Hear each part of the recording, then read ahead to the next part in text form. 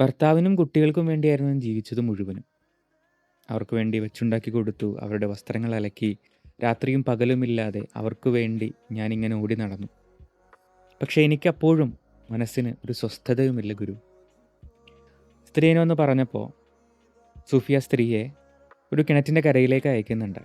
എന്നിട്ടൊരു കുടം നിറച്ച് വെള്ളം എടുത്തുകൊണ്ടുവരാൻ പറയാം. എന്നിട്ട് തൻ്റെ അടുത്തുള്ള ചെറിയ ഒഴിഞ്ഞ കപ്പുകളിലേക്ക് ആ കുടത്തിലെ വെള്ളം നിറയ്ക്കാൻ പറയാം. ആ സ്ത്രീ ഇങ്ങനെ ഓരോന്നോരോന്നായി കപ്പുകൾ നിറയ്ക്കും തോറും കുടത്തിലെ വെള്ളം ഇങ്ങനെ തീരുന്നുണ്ട്. ഒടുവിൽ കുളത്തിലെ വെള്ളം തീർന്നപ്പോഴും കപ്പുകൾ ഇങ്ങനെ ബാക്കിയാണ്. സൂഫി ചോദിച്ചു, ഈ ബാക്കി കപ്പുകൾ നിറയ്ക്കാൻ നിനക്കെന്താ ചെയ്യാൻ പറ്റുക? സ്ത്രീ പറഞ്ഞു, ഞാൻ വീണ്ടും കുളത്തിലേക്ക് പോകണം, വെള്ളം നിറയ്ക്കണം.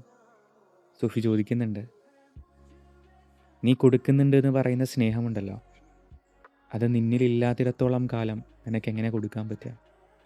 നീ കൊടുക്കും തോറും നിന്നിലേക്കത് നിറയ്ക്കാനും നിനക്ക് പറ്റണം. എത്രത്തോളം നമ്മൾ സ്നേഹം മറ്റുള്ളവരിലേക്ക് കൊടുക്കുന്നോ അത്രത്തോളം സ്നേഹം നമ്മൾ നമ്മിൽ നിറയ്ക്കാൻ തയ്യാറാവണം. മറ്റുള്ളവരിൽ നിന്ന് കിട്ടാതിരിക്കുമ്പോൾ അനന്തമായ സ്നേഹത്തിൻ്റെ അഭൗമമായ ഒരു പ്രഭാവം നമുക്ക് ചുറ്റുമുണ്ട്. സ്നേഹത്തിൻ്റെ ഉറവിടം. അവനെ സ്നേഹിച്ചു തുടങ്ങിയാൽ മതി.